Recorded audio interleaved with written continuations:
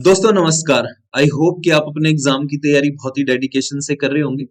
और पिछले दिनों एक एस्पायरेंट का सवाल था कि एडहोक के जो एग्जाम होते हैं, जब हम उनको देने जाते हैं, अगर हमारा उसमें सिलेक्शन हो जाता है तो क्या हमें उसको ज्वाइन करना चाहिए उस जॉब को या नहीं करना चाहिए। तो आज जो मेरे एक्सपीरियंस हैं, जो मेरे अनुभव हैं इन चीजों को लेके, वो मैं आपसे शेयर करूंगा ताकि जितने भी एस्पायरेंट इस तरह के कोई एग्जाम दे रहे हैं उनको वो ज्वाइन करना चाहिए या नहीं करना चाहिए। कुछ थोड़े से पॉइंट्स हैं उस पे मैं बात करूंगा, उसके हिसाब से आप खुद से आइडिया लगा सकते हैं कि मुझे इस जॉब को ज्वाइन करना चाहिए या नहीं करना चाहिए। तो शुरू करते हैं। पहले पॉइंट से मैंने कुछ पॉइंट्स नोट किए हैं, अपने अनुभव से मैं आपके साथ शेयर करूंगा। तो सबसे पहला जो पॉइंट है वो है रिस्पॉन्सिबिलिटी। अगर हमारे परिवार की रिस्पॉन्सिबिलिटी कहीं भी कुछ भी थोड़ा भी ज्यादा भी अगर कुछ भी परसेंट हमारे ऊपर डिपेंड करती है वो रिस्पॉन्सिबिलिटी, तो नो डाउट हमें इस जॉब को ज्वाइन कर लेना चाहिए। बिकॉज अच्छे से मुझे याद है कि जब मैं एक प्राइवेट जॉब करता था अपनी गवर्नमेंट जॉब से पहले, तो वहां पे मुझे एक इतना नॉमिनल अमाउंट मिलता था कि मुझे लगता था शायद इससे मैं अपना एक पर्सनल खर्चा भी नहीं उठा पाऊंगा। लेकिन फिर भी एक जिम्मेवारी जब होती है तो एटलीस्ट जब हम अपना भी खर्चा निकाल लेते हैं तो वो भी एक बहुत बड़ी बात है। परिवार पे हम एक लाइबिलिटी ना बन के रहें, अपने ऊपर अगर हम अपनी रिस्पॉन्सिबिलिटी ले सके तो हमें इस जॉब को ज्वाइन कर लेना चाहिए। दूसरा पॉइंट क्या है कि अगर नियर बाय आपका कोई एग्जाम नहीं है, मान लीजिए कि आज आप एडवोक का एग्जाम दे रहे हैं और आपका इन फ्यूचर 2 महीने 3 महीने 4 महीने में कोई एग्जाम नहीं है और आपकी तैयारी भी ठीक ठाक है और आपको लगता है कि ये टाइम अगर मैं अपनी जॉब के साथ मैनेज भी कर लूंगा 2 4 घंटे तो मेरी जो स्टडी है, जो मेरी तैयारी है, प्रिपरेशन है, वो खराब नहीं होगी, तो आपको ये जॉब ज्वाइन कर लेनी चाहिए। और तीसरा पॉइंट है कि अगर आपका कॉन्फिडेंस जो है वो लगता है कि मेरा कॉन्फिडेंस बहुत ज्यादा नहीं है, मैं लोगों में ज्यादा उठ बैठ नहीं सकता, मैं इंट्रोवर्ट हूं, मैं बात नहीं कर सकता और मैं अपने डिसीजन खुद नहीं ले सकता, तो ऐसी बहुत सारी चीजें जब हम किसी जॉब में चले जाते हैं तो हमें बहुत कुछ सीखने को मिलता है।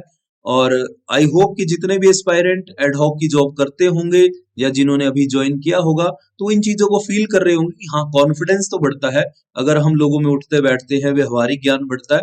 तो उस वे में अगर आप अपना कॉन्फिडेंस बूस्ट करना चाहते हैं और एक कंडीशन मतलब अपने साथ बना के रखिए, आपके एग्जाम की तैयारी डिस्टर्ब नहीं होनी चाहिए, तब आप इस जॉब को ज्वाइन कर सकते हैं।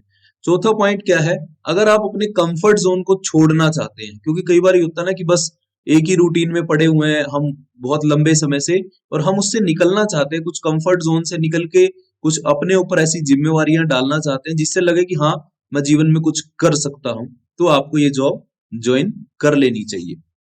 और कब नहीं ये जॉब ज्वाइन करनी चाहिए, किन पॉइंट्स का हमें ध्यान रखना चाहिए। सबसे पहली चीज जो मैंने अभी पहले भी कहा कि हमारी प्रैक्टिस खराब नहीं होनी चाहिए। अगर हमारी प्रैक्टिस खराब होगी और हम सेल्फ डिसिप्लिन नहीं है, मान लीजिए कि हम ये कर सकते हैं कि हमने जॉब ज्वाइन कर ली और हम साथ में कहीं ना कहीं जहां भी हम जॉब जिस भी एरिया में करेंगे एडवोक की जॉब, वहां उस एरिया में हमें कोई कोचिंग सेंटर जो हम जहां हम अपनी तैयारी रेगुलर कर सके या कोई भी ऑनलाइन माध्यम से या सेल्फ स्टडी से हम सेल्फ डिसिप्लिन होने चाहिए, तब हमें वो जॉब ज्वाइन करने का फायदा है। नहीं तो अगर हम अपनी स्टडी खराब कर लेते हैं कि हम तो जॉब से आए थक गए, अब तो हमारे से और पढ़ाई नहीं हो रही है, तो फिर ऐसी जॉब करने का कोई फायदा नहीं जो आपकी मतलब फ्यूचर की बुनियाद को, नींव को हिला दे। ऐसी जॉब करने का एज सच कोई फायदा नहीं है। और एक और चीज है कि अगर आपकी मतलब बैकएंड पे होता ना कि परिवार में फाइनेंशियल सपोर्ट बहुत अच्छी है, कोई इशू नहीं है, तो फिर आपको कोई जॉब जो मतलब इस तरह की एडहॉक की जॉब ज्वाइन करने की कोई नीड नहीं है। फिर आपको अपने एग्जाम की फिर और एडिशन कर लीजिए कि मैं रिटर्न की भी तैयारी करूं, मैं 2 4 एग्जाम अच्छे जितने भी आ रहे हैं उनको बहुत अच्छे से प्रिपेयर करूं, तो आपको अपना टाइम फिर वहां पे देना चाहिए। तो ये कुछ पॉइंट्स हैं। और एक चीज हमेशा याद रखिएगा कि एडहॉक की कोर्ट की पोस्टों पे कभी भी हम परमानेंट नहीं हो सकते हैं। बहुत सारे एस्पायरेंट ये भी सवाल करते हैं कि मान लीजिए साल 2 साल हम जॉब करेंगे तो हमें वहां शायद परमानेंट कर दिया जाएगा, तो ऐसा बिल्कुल भी नहीं होता है। कभी जैसे हम हरियाणा गवर्नमेंट के किसी कॉन्ट्रेक्चुअल पोस्ट पे लगे हैं, गवर्नमेंट कर दे तो कर दे, बट कोर्टों में ऐसा नहीं होता, क्योंकि कोर्टों पे आई थिंक क्या गवर्नमेंट का कंट्रोल उस वे में नहीं होता कि वो वहां पे अपने कोई नियम कानून अपने वो उस तरह से लागू कर सके कि किसी को वहां पक्का कर सके। तो ये चीजों का आप ध्यान रखिए। तो कोशिश करिए आप अच्छा डिसीजन ले, जहां भी आप ज्वाइन कर रहे हैं सोच समझ के ज्वाइन करिए। So wish you all the best, thank you so much.